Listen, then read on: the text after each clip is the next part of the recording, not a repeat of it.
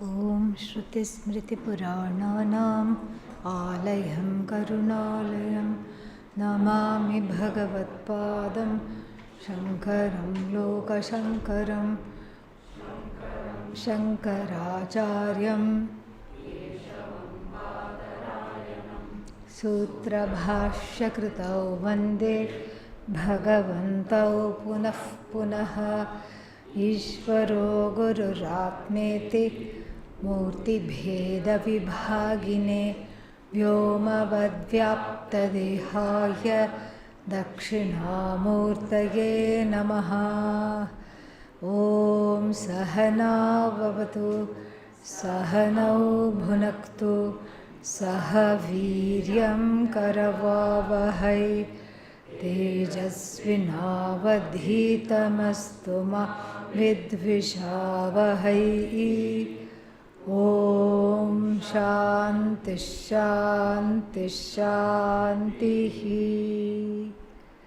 Om Parthaya Pratibodhitam Bhagavata Narayanena Swayam Vyasena Grathitam Puranamunina Madhye Mahabharatam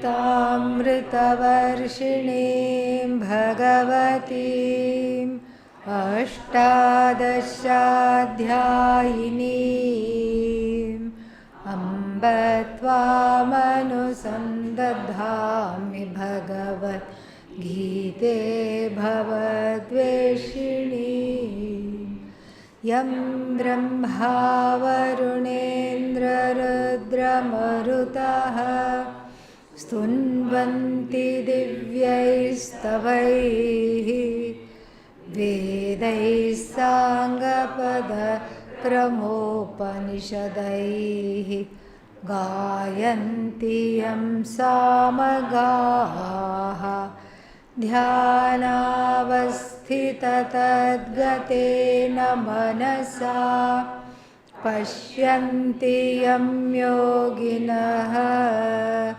Yasyantanna Vidusura Suraganaha Devaya Tasmai Namaha Devaya Tasmai Namaha.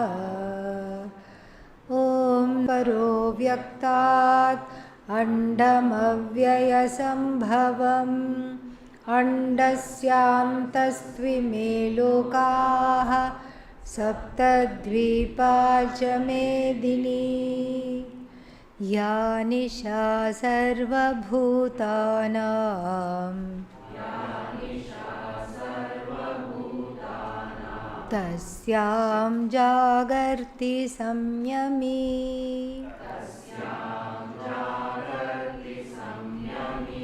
Yasnyam Jagrati Bhutani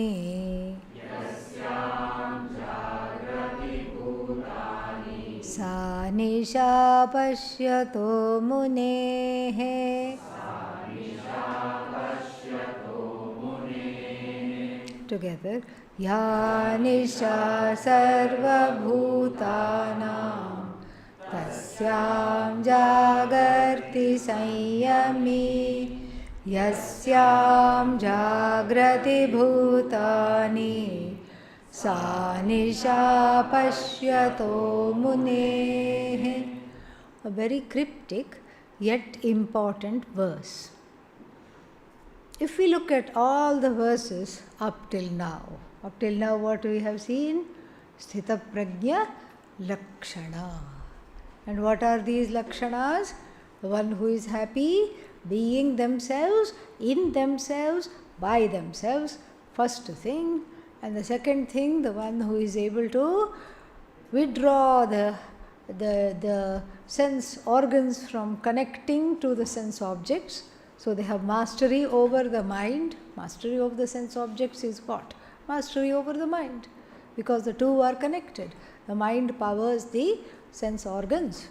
And so they have mastery over the mind. And therefore what? In times of sorrow, they are not perturbed.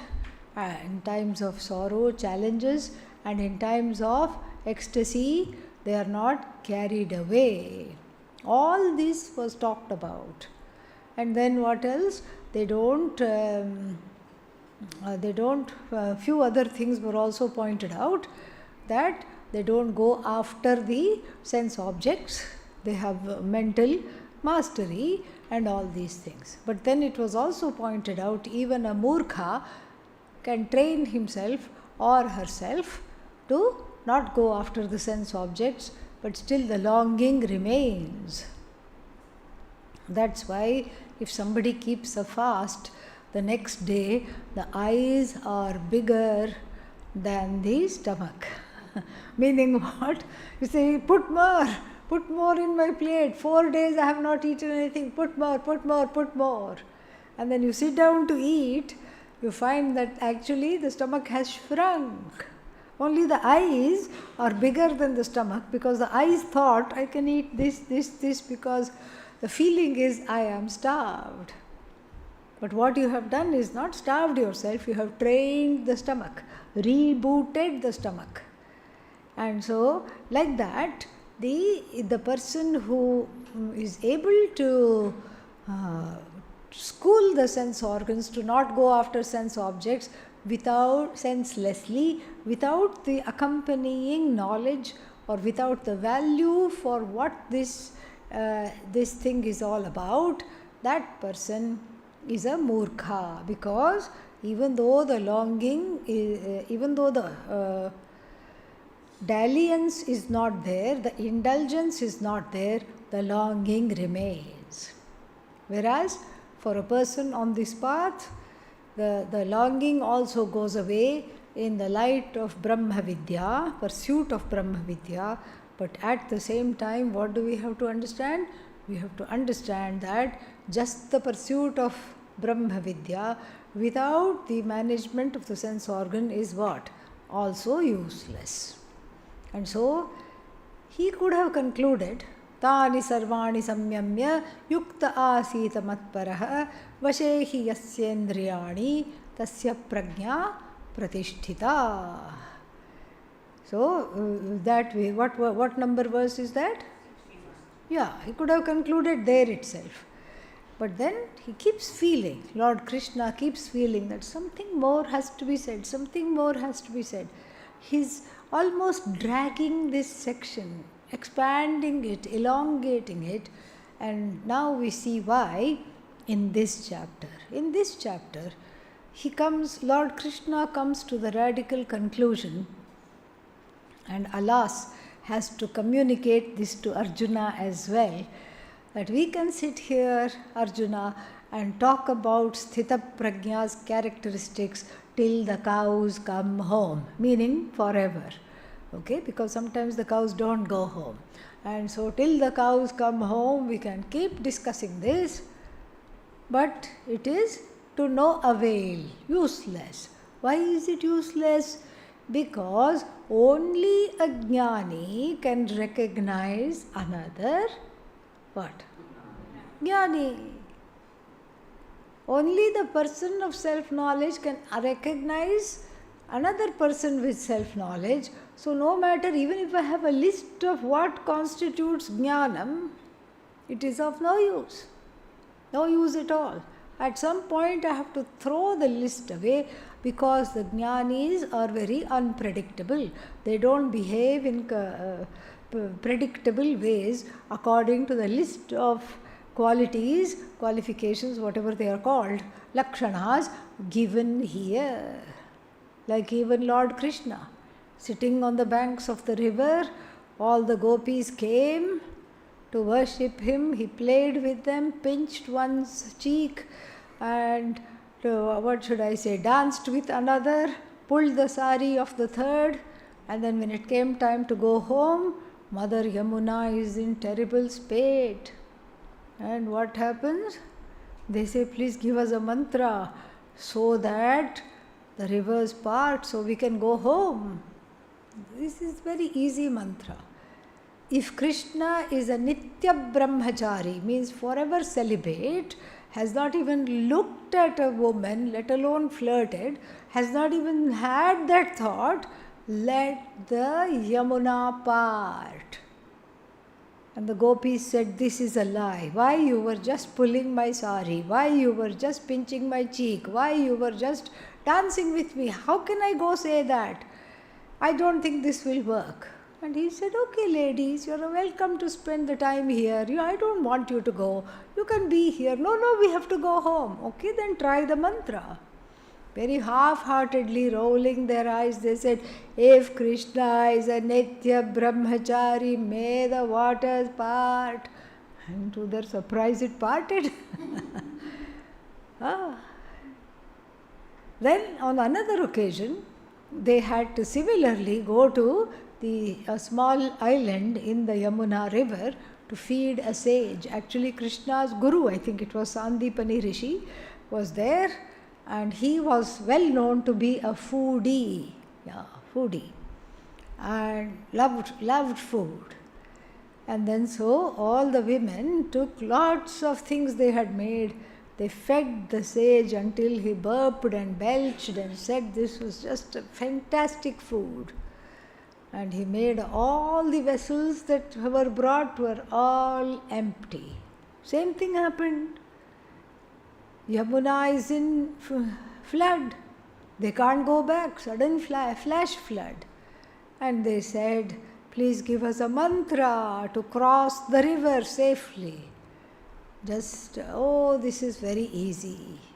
If the Rishi hasn't even had one grain of rice, may the Yamuna part. They said, what rubbish, we saw you eat like a piglet. How could you say this, that you haven't eaten a morsel? Well, you can try if you want. He was very dispassionate. And then half-heartedly they say the mantra and the river parts. So in this way, there is no predictability about the Jnani and there are no rules for the Jnani. A octet, Ashtaka. Ashtaka means 8 verses. So an octet says Shukashtakam, describing the enlightenment of Shuka, Lord Shuka. Who is Shuka? Son of Bhagavan Vyasa. So describing Shuka, there is the Shukashtakam, or it is describing not just Shuka, but it is Jnani Lakshana. It is an Ashtaka on Jnani Lakshana, and it has a chorus at the end of every stanza. What is that? Ko vidhihi, tatra ko vidhihi, tatra ko nishedhaha. Tatra means asmin brahmani. In this knowledge of Brahman, where is the vidhi? What is vidhi? Iti kartavyata, injunctions. And what is nishedha? Prohibitions, taboos. So no rules for the Jnani. Oh, so they are anarchists. No rules means anarchists. They are rabble rousers. They are confused. And they just are rebels. No. Jnani is not a rebel. Jnani is one with Dharma. Having become one with Dharma, there is nothing to rebel against. And having gained Atma Jnanam, what is there to rebel against? All that is there is who? You. All that is there is you. Who are you going to rebel against? Tell me. It's not a rebellion. It's because one has mastered the entire self, raga, starting with the raga dvesha, and understood oneself to be whole, the rules have fallen off. The injunctions have fallen off. The prohibitions are rendered toothless. There is no rules for the Jnani. And this is the gist of this verse also. 2 things this verse wants us to understand, this wants to convey. First one is that the Jnani and the Ajnani have nothing in common with one another. If you made a list of the likes and dislikes of the Jnani and the likes and dislikes of the Ajnani, there would be no match. No match at all. Whatever the Jnani likes, the Ajnani detests. And whatever the Ajnani indulges in, the Jnani does not detest, does not even see it. It's completely blind to that, does not see it. So in this way, the Jnani and Ajnani are like ships passing in the night. They don't even know the other one is there. Each one doesn't know the other one is there. And that is the first thing we have to see. And the second thing this verse wants us to understand, what does it want to convey? It wants to convey that unless one is a Jnani, one cannot understand another Jnani. So Arjuna, if you want to know Jnani Lakshana, what should you become? Jnani. Then you will know all the Lakshanas. This is the final teaching of the Sthita Prajna section. And so basically, let us look at the verse. Ya Nisha Sarva Bhutanam, that which is night to all the beings. Tasyam Jagarti. Jagarti means is awake, wakens. Sanyami, the person of samatvam, equanimity, means a person of knowledge is the person of equanimity means what? Person of self-knowledge. So the person of self-knowledge is awake when everybody is asleep. Ayo, poor Jnani has insomnia, needs a sleeping pill. Is that the conclusion? No, because this is all metaphoric, figurative. Because what is night after all? Night is a place where you don't see things clearly. Things that go bump, when do they go bump? In the night. Things that go bump in the night, meaning there is the clarity of vision is not there. That is what is called night. It is not just ajnanam, it is anyantha jnanam. You see shapes, you see mounds, you see like hazy figures, but you don't know what it is. That is what is the night of ajnanam. For the night of ajnanam, for the ajnani, the night is what? Is that reality, paramarthika satta, into which the jnani is awake.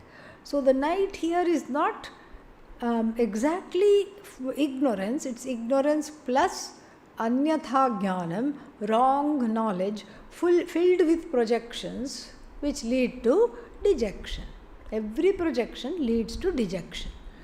Like this morning, I took a walk and then the fog was so thick, you could only see just about 10 feet ahead of you. After that, what did you see?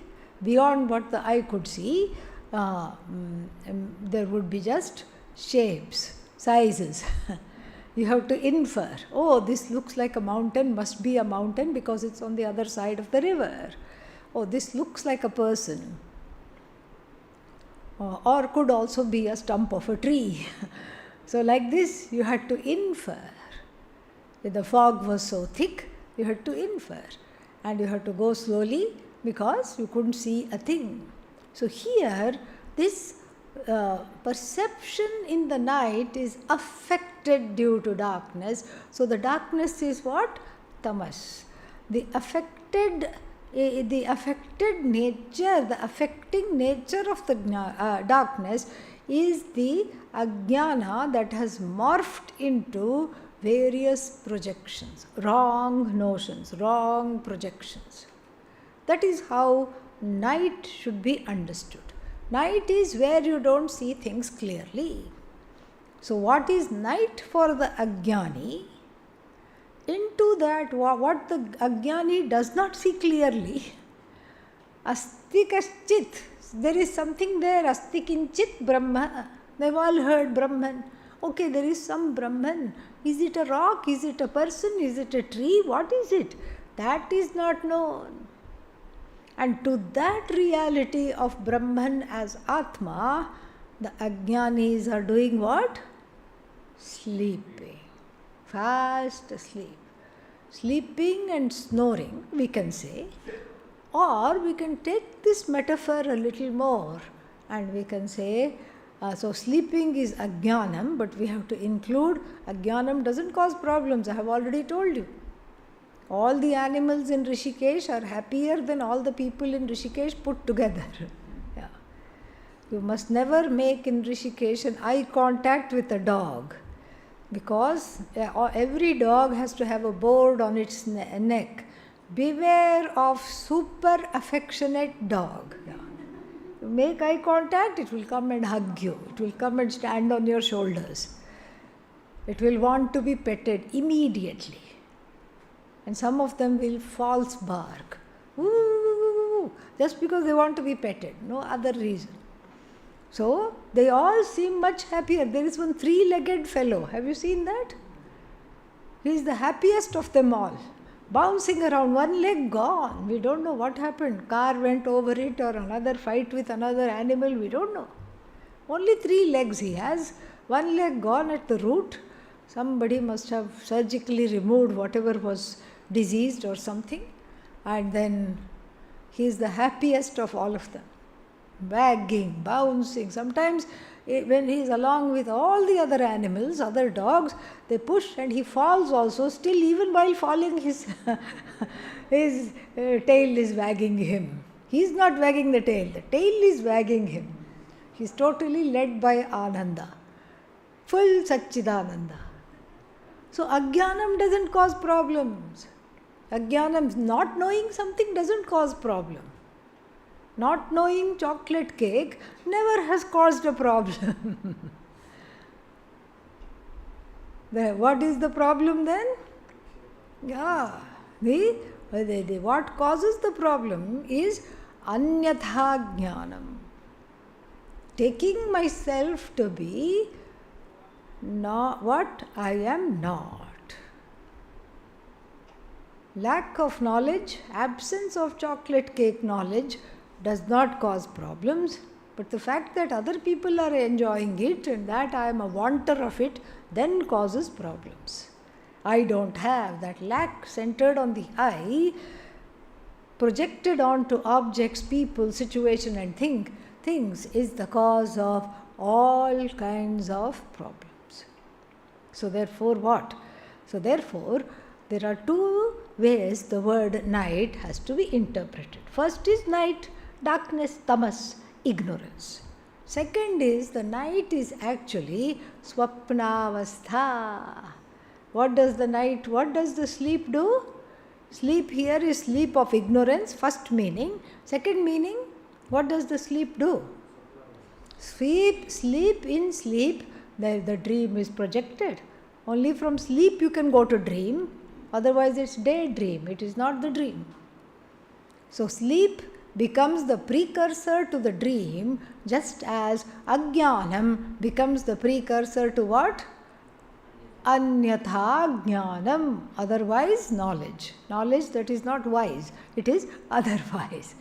So knowledge other than what I am, that is all these notions become the dream. So into that paramarthika satta, the knowledge of aham brahmasmi, that I am the only thing in this whole world, that I am not my body, I am not the emotions, I am not the mind, I am not the buddhi, neither am I the ahankara, I am the most auspicious Ishvara, Shivoham, the one who has understood this without a shadow of doubt, error or vagueness, is awakened to paramarthika satta. You go and ask such a person, you tell them, I am having problems. There was such a Swami who was a friend of Pujya Swamiji's. And people would come to him to get treated. And how would he treat? He had various vials of ghee. That's all he would give, nothing else, no medicines. I am depressed, 2 vials of ghee. And somehow the depression would go away apparently. Maybe because of his blessings, not because of the ghee. Okay? And even to this person who complained, I have cholesterol, he would still give ghee. And so this is the person. And then, of course, people are coming to take medicine from him, this ghee. And then maybe he put some herbs in it, we don't know. And then they would complain about their life, they would complain about some sorrow or the other, samsara, and then they would ask him, Swamiji, what should I do? This is a problem. He would say, it's not a problem, but I see a problem. I don't see a problem. I don't see the problem. What is your problem? There is no problem. Go. There is no problem. He would always say there is no problem. So the person of knowledge does not see a problem. The person of samsara does not see a solution. That's why they don't see eye to eye. They are like traffic passing in the night, each one unaware of the thing. The person of samsara feels I am permanently in problem, permanently bound. The person of knowledge says I am permanently free. There is no bondage. The person of samsara says I am glubbing in an ocean. And the person of knowledge says, what ocean? All I see are notions. In fact, that person doesn't even see the notions. The person of samsara, the samsari, says what? Oh no, one more thing, terrible. I was already having a terrible time and one more thing came. Oh no. And the jnani, what does the jnani say? You are the only thing there is. There is no other thing for it to come. Where will it come from when it is not even existent? How can it come? The person of samsara is depressed. The person of knowledge cannot get depressed even if you paid them and said, please become depressed for half an hour. They will not be able to oblige you. They will not be able to oblige you. Please become sad for at least 10 minutes. They are unable to oblige you. Because in every misery they see happiness. In every difficulty, every difficulty makes them laugh because of the sheer mithyatvam of it. So you see, what do they have in common? Nothing. Like night and day. Nothing in common. And into that, this is why we begin with the awakening of the jnani. So, tasyam jagarti samyami, that is first said, and it is appropriate because jnanam is like an awakening from the deep sleep and the terror of ignorance leading to the terrible dream, nightmare of samsara. The jnani is awakened. What about the rest of the people? Rest of the people are like somnambulists. What are somnambulists? Sleepwalkers, sleep talkers, sleep eaters, sleep drinkers, sleep karta, sleep bhokta. They are like, what is that word that begins with a Z? Zombies. They are like zombies. Just meaninglessly they walk. I have to go to office. Okay. I have to type out something. Okay. Now it's time to go home. Okay. Now it's time to cook dinner. Okay. Now it's time to sleep. Okay. Then again, rinse, repeat. Same thing next day. They are like zombies. As though the dead have come back to life. That is what a zombie is.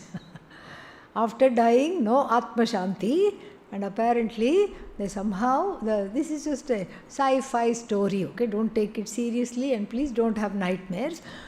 They break through their coffins and then they just walk like that without any interest, just go about their day, not having any kind of a connection. Hopeless, hapless, helpless, jaded, faded jivas who are under the spell of sad little ignorance and sad little projections. Both these problems are there. These problems are because the person does not know I am Brahman. And if you tell the person, yo, you are Brahman, they are not able to hear. Just like in the last class I gave you the example, someone in the throes of a dream, you tell them, this is just a dream. They are not ready to believe you. Here also, come to Shastra. No, it will not work for me. Why won't it work for you? It has worked for everybody for the last 10,000 years. Why are you so special? Of course it will work for you. No, it will not work for me. I am not interested in it.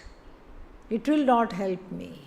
What I want is to gather some more money. What I want is to have more qualifications. Remember, all the qualifications for samsara are disqualifications for Vedanta. Okay? Yeah. This is true. Every qualification you get in samsara is what? Disqualification for Vedanta. Because every qualification has to be given up. One person here only, when we were looking for a yoga teacher long back, applied. And he had a short name. Ram was his name. And after Ram, there was a whole lot of 2 letters, 3 letters, 4 letters, BA, MBA, LLB, this, that, PhD, D, Lit, and all these qualifications. The qualifications were 10 times as long as his name. Qualifications, 30 letters, and then his name, 3 letters, RAM. And all those qualifications are basically disqualifications for Vedanta, because everything, all the attachment to those qualifications, thinking that those qualifications are going to make me more famous, more well known, more complete, more rich, is all wrong. The qualifications just become more wrong notions attaching to one's identity. In fact, the entire identity, including the most difficult part of the identity. What is that? One's own gender. Even that is given up. There is not even the feeling, I am a man, I am a woman. No, that's why every Swami's name ends in what? Ananda, same for both. Ananda. That's all it is. So there is not that that kind of a holding on to anything is not there. The holding on is for the sleep karta, sleep bhokta, the nightmarish life of the zombie karta, zombie bhokta, zombie pramata. For them this life is. And into that reality of paramarthika satta, these people are not awakened. Why? They think it's night. They cannot see anything clearly. And even upon Brahman they have projections. They think Brahman is samsari, vikari, subject to vikara, modification, subject to samsara. They think Brahman is karta, Brahman is bhokta, Brahman is pramata, doer, experiencer, knower, thinker, eater, drinker. That is all this, all the actions are ascribed to Brahman, who is free from all actions. That's why the samsaris are fast asleep. It's not because the jnani has insomnia. So in this reality, where no one is awake, very few are awake, the jnani is fully awakened to that reality of oneself as Brahmatma, the Atma that is not separate from Brahman.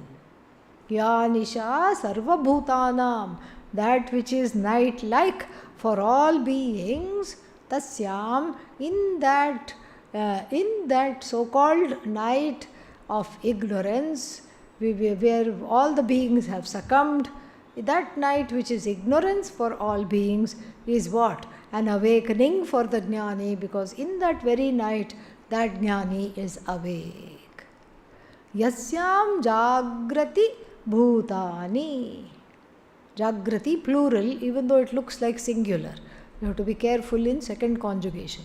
Jagarti singular, jagrati third person plural. Yasyam jagrati bhutani, in which all the beings are awake. To which reality? A reality of division, a reality of sorrow, an empirical reality, a pratibhasika reality. Pratibhasika reality means a subjective reality of all kinds of sorrows into which the person is awake, all the people are awake. The Jnani does not even see it. Does not see it. Does not see it at all, as though blind to that reality in which the other people, all the others are awakened. Because what are they doing when they are awake? They are all crying, ha ha, muncha muncha, free me, let me out, I'm sick of this place, want to go and want to become this, become that, help me. Some are going to fortune tellers. What will happen to me? Will I be successful? Will I get moksha? Fortune tellers can't tell, neither can the horoscope person, astrologer. Why? Because moksha is not prarabdha, it is purushartha. It is based on your will and your pursuit, it is not based on the stars. And so therefore the person keeps on becoming more and more helpless in samsara and going on asking for readings and this and that and so many things. Into that reality of vyavahara, the Jnani is fast asleep. The Pramata has resolved in whom? Prameya, that which is to be known, has resolved in whom? And the Pramana has resolved in whom? That is the Jnani. The Jnani knows neither doer nor experiencer I am. In my presence, doership happens, experiencership happens. Neither known nor object of knowledge, neither knower nor the agent of knowledge, neither the means of knowledge or the pramana of knowledge I am. All these things are just superimpositions on this consciousness. Statuses of knower, known, knowledge are superimposed upon this consciousness that is free of being knower, free of being known, free of being a bridge between the knower and the known. And this is the reality to which all the beings are asleep. Let us see the Bhashya.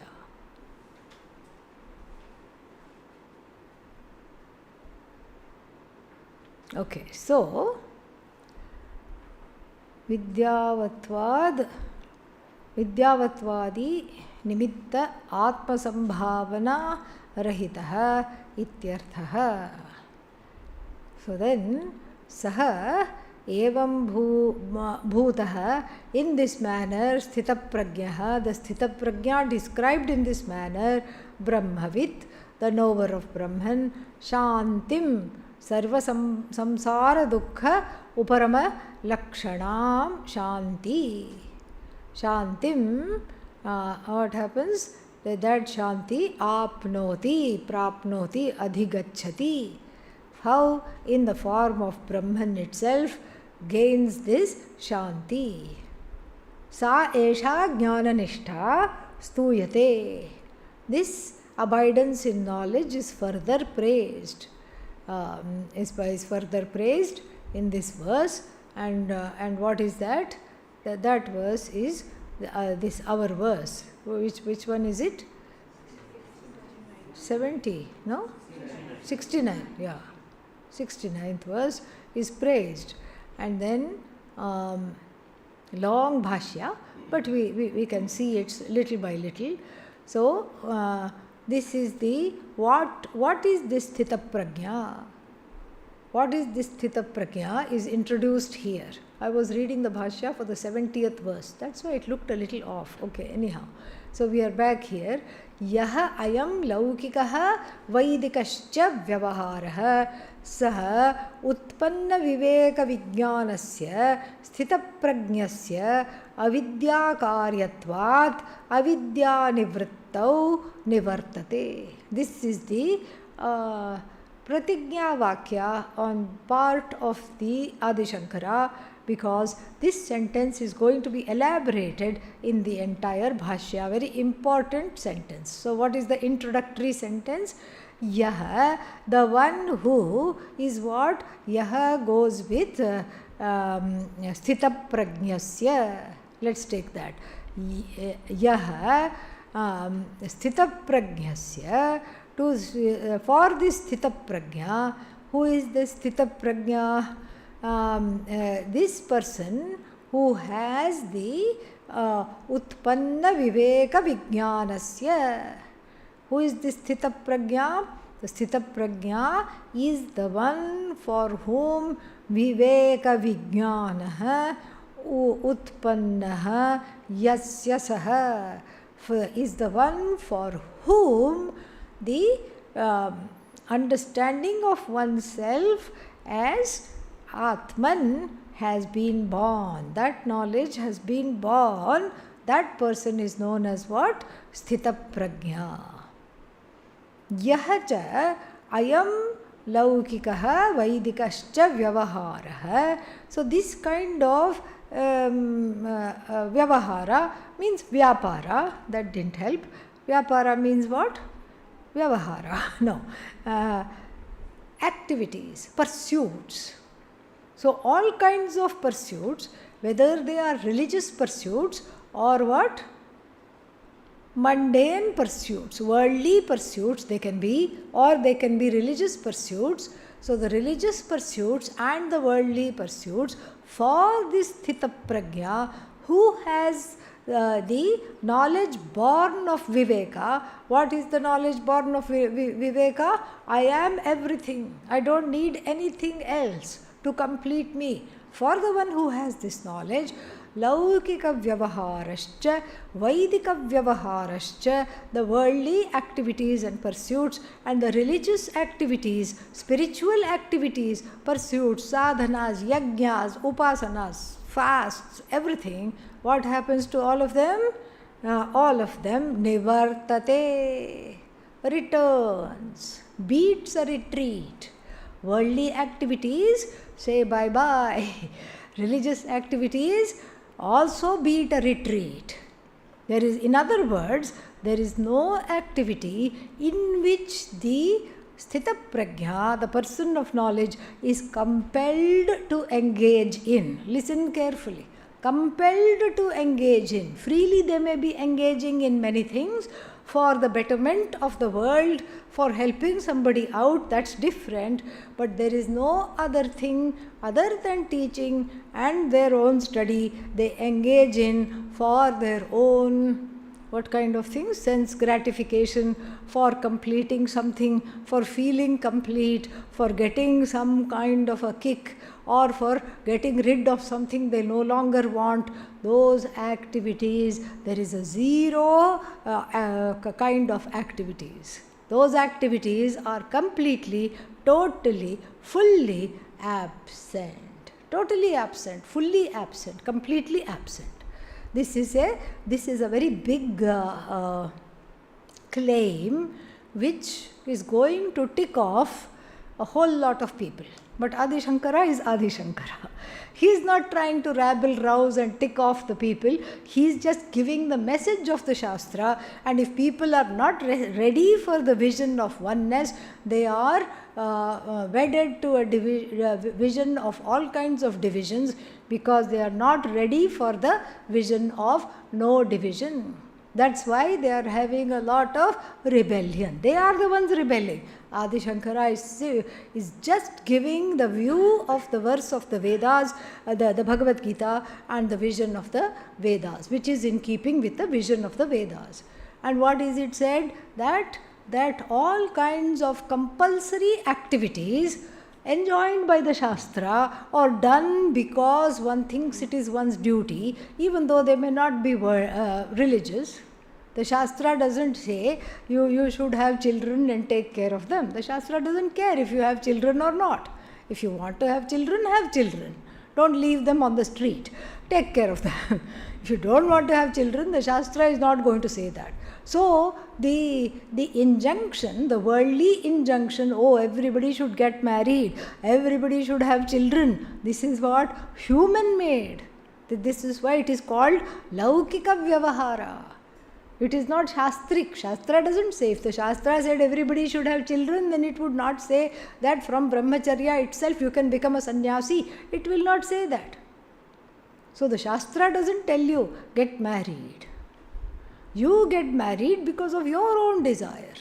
So therefore, the Laukika activities, the worldly activities, human-made activities, conventional activities made by the customs and traditions of the society at large, and also religious and spiritual activities, going to temple, etc. these days, going on pilgrimage, and in earlier days, yajnas, all kinds of yajnas, upasanas, pujas, all these things, all of them come to a halt, a total and complete standstill in the wake of knowledge.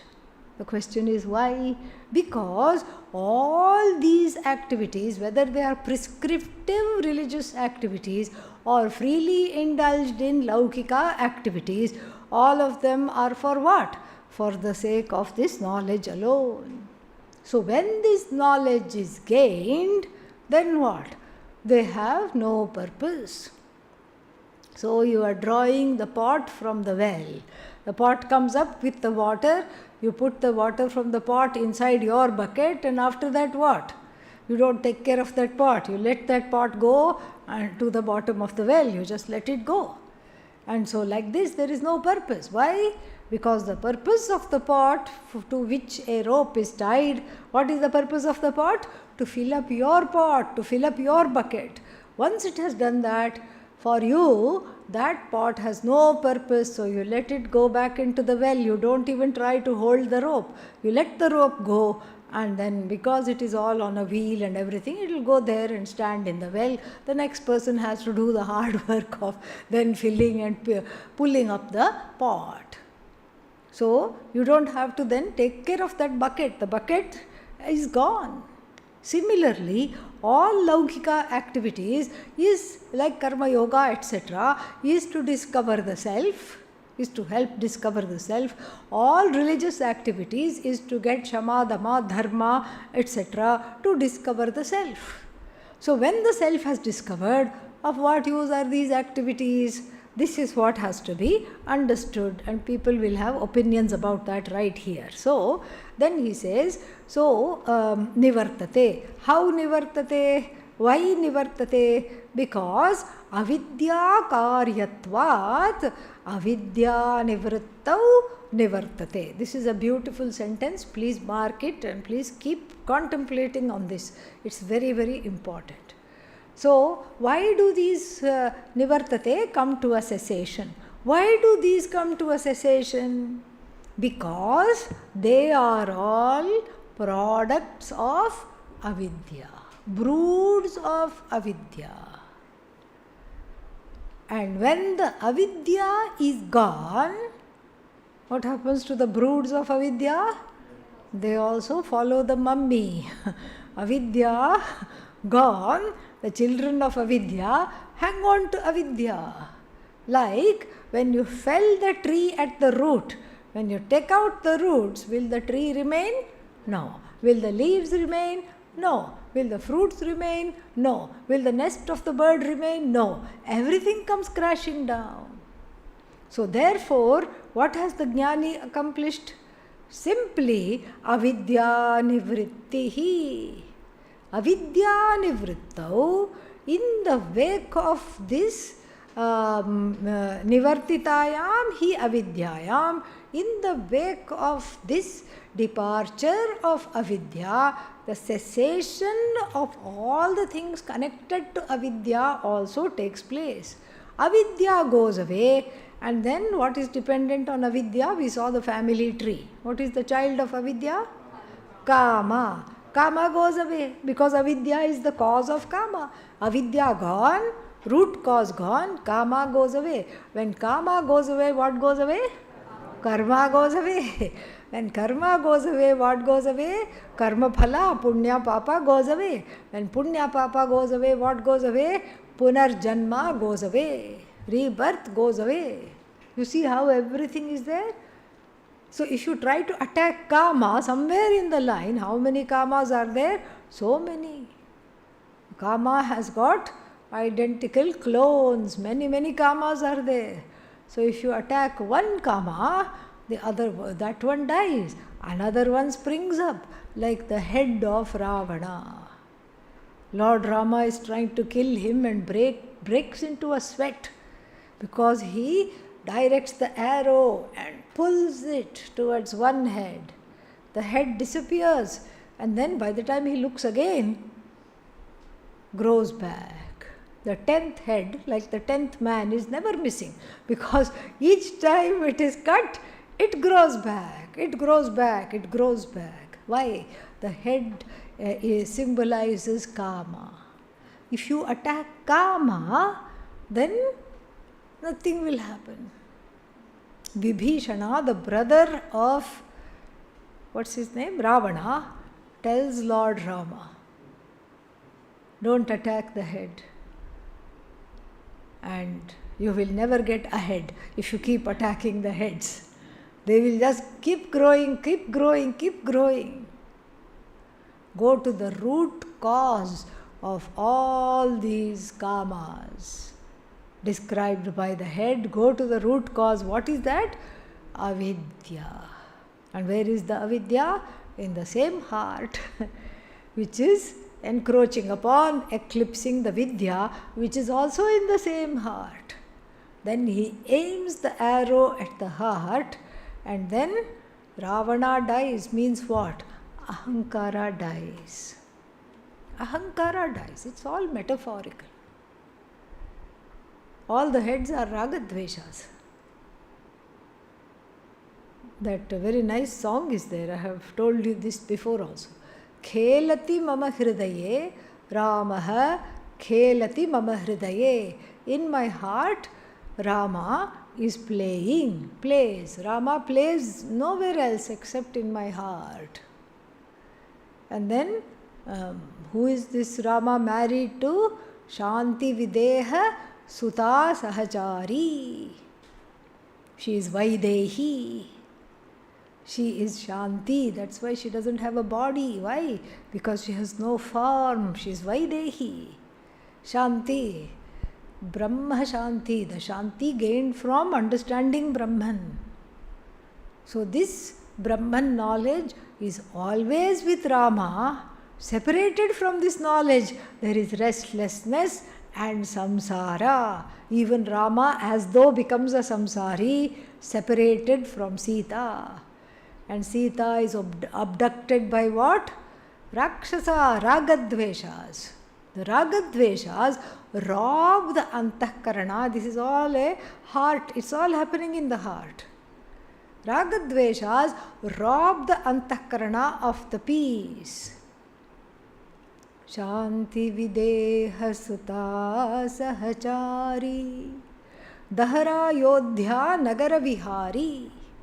Ayodhya meaning that which cannot be conquered. That is this heart. That is the heart of this knowledge. That is this Brahman which can never be overpowered. This knowledge of Brahman in the form of Lord Rama sitting in my heart can never be overpowered, can never be conquered. That's why it is Dahara Ayodhya. The Ayodhya in the heart. And Moha Maharnava Tarakakari. So in his youth, Lord Rama had vanquished one Tarakasura. Tarakasura was another good for nothing asura. There are many of them and they all have some names. So this Tarakasura was terrorizing the population. It was in fact one of Rama's and Lakshmana's first assignments. Go kill this fellow off. And then they kill him off and come back. And who is this Tarakasura? Moha Maharnava. He is the ocean of delusion. And then who is Ravana? Ragadvesha. Ragadvesha is the embodiment of all these heads, all that pride. And why should he have so much pride? And also, it is said that he had a Rajasthani wife called Mandodari. She is from this place called Mandor, which is still a place in Rajasthan. There is a whole Mandodari temple is there. There is a temple for her. A very devout lady. She said, I want to have nothing to do with you because you have captured another person's wife. Very devout dharmic lady. And not only that, she was the doppelganger of Sita. She looked exactly like Sita. There was only one way to tell them apart. On the sole of the foot, right foot or left foot, I forget, on the sole of one of the feet, there was for Mandodari a small picture, an etching of a crow with the lines of the feet. Just like we have lines on the hand, we have lines on the feet. And if you looked at the lines carefully on the sole of the foot of Mandodari, there was a crow. And for Sita, for goddess Sita, there was what? A lotus. So that was the only distinguishing factor. So why? This is what is Raga Dvesha. This is what is called Raga. He has a wife that is a jaw-dropping look-alike of Sita, and then he wants to abduct Sita. Can't he just be happily living with his own wife? No. Raga Dvesha Asura is Ravana.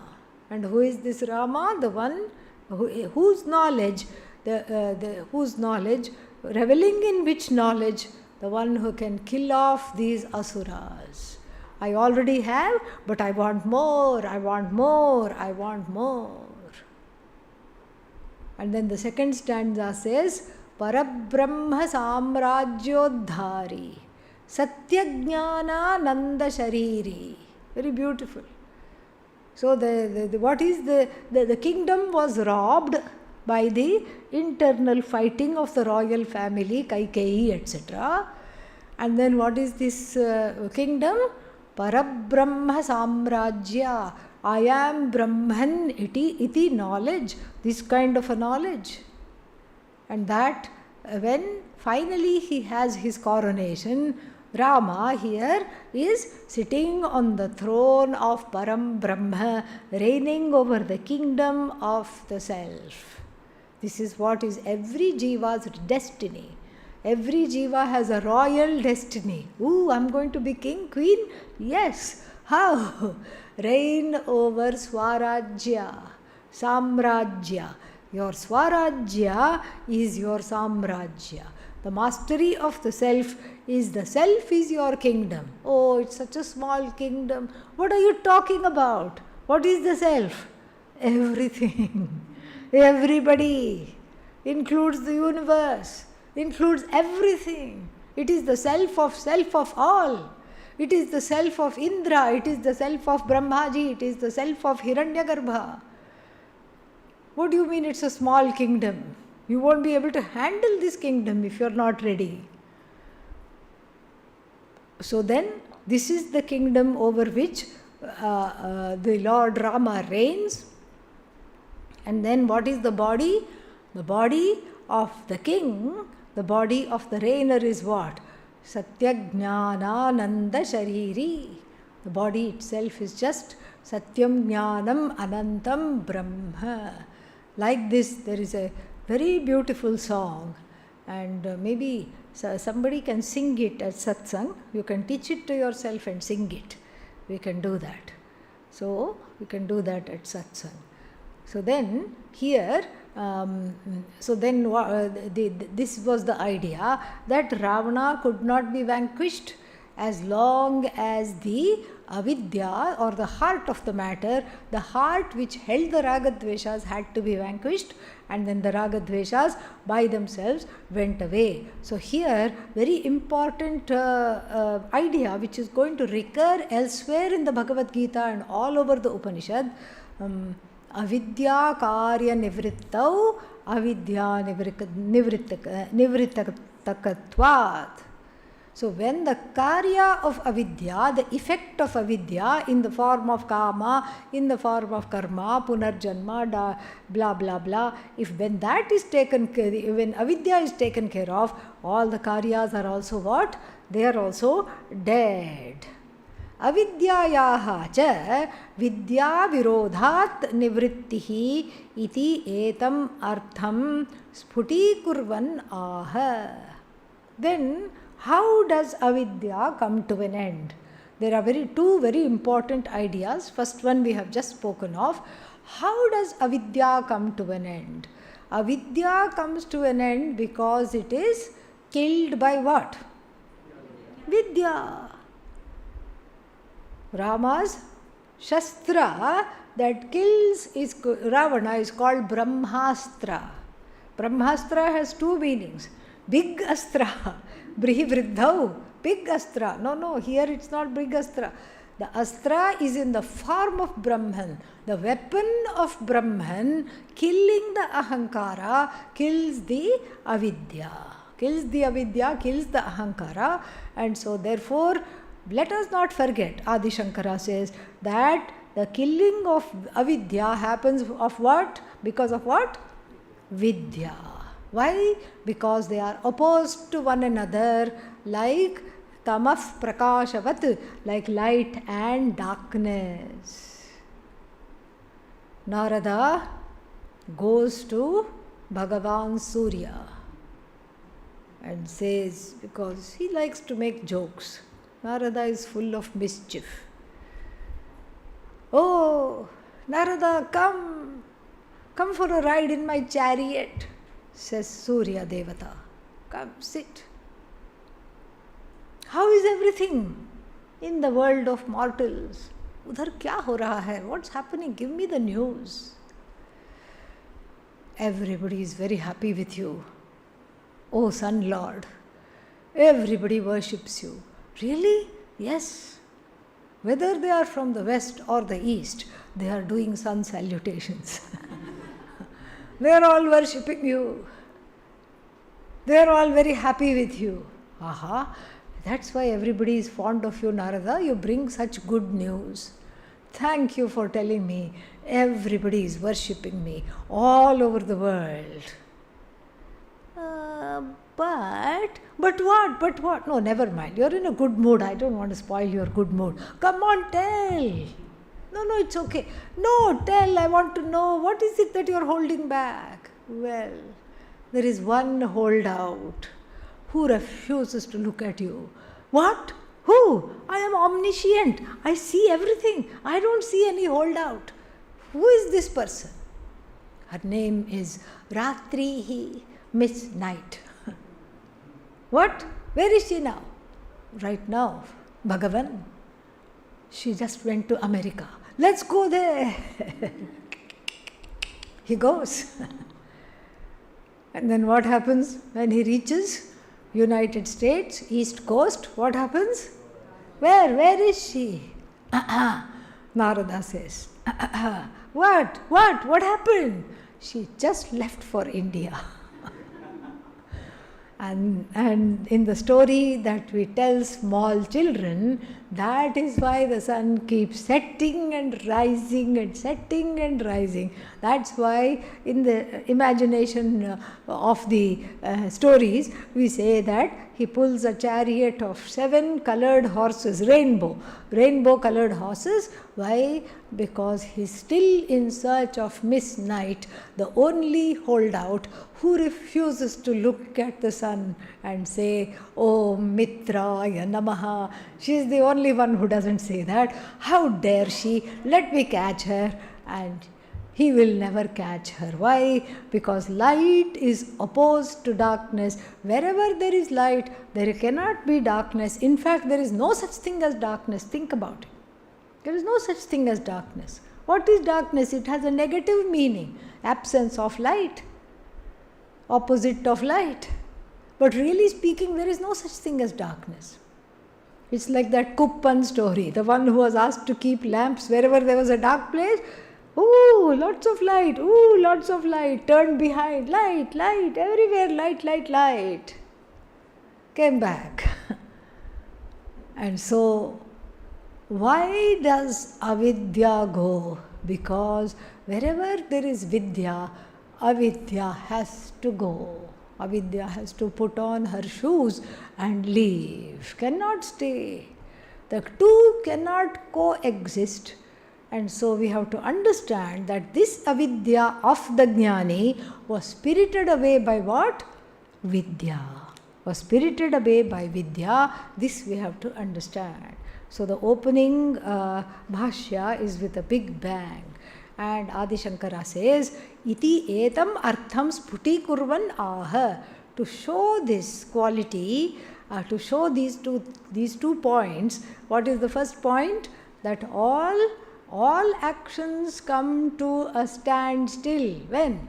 In the wake of the knowledge of the self that I am whole, all actions come to a standstill for the jnani, number one. And how did they come to a standstill? Because avidya was defeated by its opposite, vidya. To understand this verse is given. We have seen the verse and the meaning. Bhashya. Ya nisha ratrihi. Ratrihi means night. Sarva padarthanam avivekakari tamasvabhavatvat sarvesham bhutanam sarva bhutanam ratrihi. We have to add iti uchyate. So sarva padarthanam avivekakari. What does this night do? Sarva padarthanam, for all the objects, avivekakari. It gives you, night doesn't give you viveka. What does it give you? Aviveka, opposite of that. The night doesn't give you discrimination. Sun gives you the power to discriminate. Is this a tree or a human being? Is this a human being or a tree standing like this, the stump of a tree, pretending to be a human being? The daylight will give you the power of discriminating between a pole and a person, between the water and solid ground. And what does the night do? The night actually obfuscates the viveka. In the night you don't see things clearly. You have trouble discriminating between snake and rope. You have trouble discriminating between moving and stationary things. And so therefore, what is this ratrihi? Avivekakari. She who obfuscates, she who confuses, she who makes everything much more complex. For whom? Sarva bhutanam. All the people who haven't studied Vedanta, we have to add. Sarva bhutanam avivekakari. She who, kari means karoti iti karihi. So she who makes aviveka, she who gives aviveka as a blessing. The blessing of ajnanam is aviveka. And all the things become difficult to discern. Kim tat paramartha tattvam sthita prajnasya vishayah. Furthermore, talking about the sthita prajna, what is the subject matter for that person? Paramartha tattvam. Tattvam, essence of paramartha, the ultimate reality. The essence of this ultimate reality, this Satchidanandam Brahma, this Jagat Karanam Brahma, Ahameva Asmi iti Vishayah Sthita Prajnasya. For the Sthita Prajna, that is his or her topic, that is their, that is what they excel in, that is their expertise. Yatha, in which manner, Naktancharanam Ahaha Eva Sat Anyesham Nisha Bhavati Tadvat Naktancharastaaniyanam Ajnanam Sarvabhutanam Nisha Iva Nisha Paramartha Tattvam Agocharatvat Atad Buddhinam. So then first, having defined what is night, what is night? The night is what makes everything obscure, obfuscated, unclear. And then that which is unclear to everyone is the epitome of clarity for the person of knowledge. Next sentence. Okay, then it is said, what is day to what is daytime for who? Naktancharas, nocturnal beings. Like what? Owls. owls and other night birds are there. They screech, they are there. And then who else are called Naktanchara means those who move only at night. Who are they? Pickpockets, robbers. They are also night movers. So then they sleep and they wake up, and what is dinner to you all is breakfast for them. They tell their family, where is my breakfast? Let's have breakfast. Why? Because this is their quote unquote day. They are starting out their day. Why? Because they are on permanent night shift. Why are they permanently on night shift? They are permanently on night shift because they are doing things which cannot be done during the day. What are the things that which cannot be done during the day? Adharmic things, because they will be caught. So the dead of the night for everybody else becomes the day for them. Dinner for everyone else becomes what? Breakfast. And usually people, have a glass of milk or something before going to sleep. They have a glass of coffee before going to work. Okay? Yeah. They are work. They don't do work. Okay? They are a piece of work for everybody else. And so, then they are awake all throughout the night. Who is going there? Who is that? Ooh, that person looks drunk. Let us relieve him of his belongings. Oh, this one looks lost. Let us make them even more lost. And then now the people are becoming very, very clever. That's why on Facebook, people, they say, do not post your vacation photos. Because vacation photos means what? You are not at home and everybody can't wait to share. As soon, even before the photo goes click, it's already uploaded on Facebook. And so all the things, here we are, look at us splashing in the ocean, look at us climbing the mountain, the family says, look at us having dinner, look at us playing here, look at us watching this show. All the photos are there on the Facebook, and there are some people who just browse through the Facebooks and they find out, because these people have been stupid enough to even give their address somewhere sometime, and 2 + 2 is 4, and then they are having a nice vacation, and the robber comes at night and makes a nice haul, Naktanchara, goes back to the family again as the dawn breaks and says, oh, I'm tired, what time is dinner? Let's go to sleep. So completely opposite is the life like this. The life of the Ajnani and Jnani are completely opposed to one another. So, let us look at this. I gave you the general sense. Let us look at it word by word. Yatha naktancharanam ahaha eva sat. Like for the night travelers, the daytime is itself night. Sad anyesham nisha bhavati. For other people it is still night. Tadvat, in the same way, naktanchara sthaniyam. For the people who are indicated by the metaphor of night travelers. Who are they? Sarva bhutanam, the ajnanis. Nisha iva nisha, as though it is night. Why is it night? Paramartha tattva agocharatvat.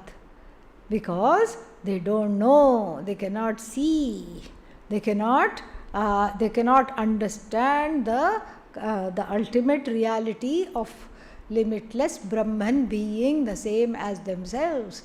There is a missing link. They don't understand. Why don't they understand? Atad buddhinam. Tad buddhi means what?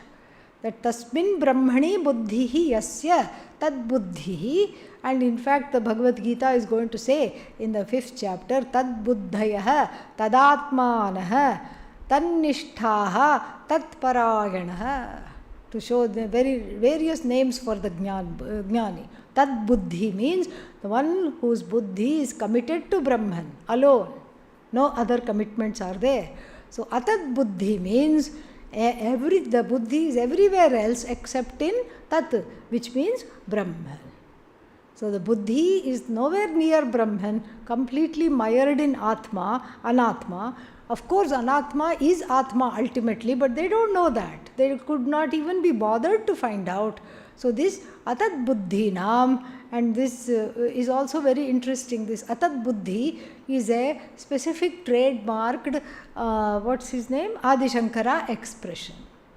He defines adhyasa in the Bhashya to the Brahma Sutra as what? Atad buddhi. Atad buddhi. Atasmin tad buddhi. In not that, that buddhi. Shuktikayam rajata buddhi. Rajjau sarpa buddhi. So what is Rajju? Rope. In the rope, snake buddhi. Snake buddhi, if you have in the rope, means in the rope, not rope buddhi. In the mother of pearl, not mother of pearl buddhi. So here in Brahman, no Brahman buddhi is these people who do not understand the jnani's mental state, who cannot enter into the jnani's understanding. Tasyam, in that night, tasyam ratrim. So in that night, what is that night? Paramartha tattva lakshanayam, that which is characterized by the understanding of this reality, Brahman as myself. Ajnana nidrayaha prabuddhaha, the one who has woken up from this endless what? Nidra, Ajnana Nidra, Anadi Suptaha. But now what? Prabuddhaha, woken up. By whom? His or her Guru. Who is that? Jnani. I told you, the Guru takes the water of Mahavakya, sprinkles it on the face of the person, permanently asleep to their own nature. The person wakes up and then becomes a jnani, herself, himself. Jagarti sanyami, sanyamavan jitendriyaha yogi ityarthaha. The one who has the indriyas in the pocket, the one who is a yatnashilaha yogi, the one who has worked hard for this knowledge, is finally awake. Okay? All right. More we'll see tomorrow. Om Purnamadav Purnamidam Purnat Purnamudachyate Purnasya Purnamadaya Purnamevavashishyate. Om Shanti Shanti Shanti.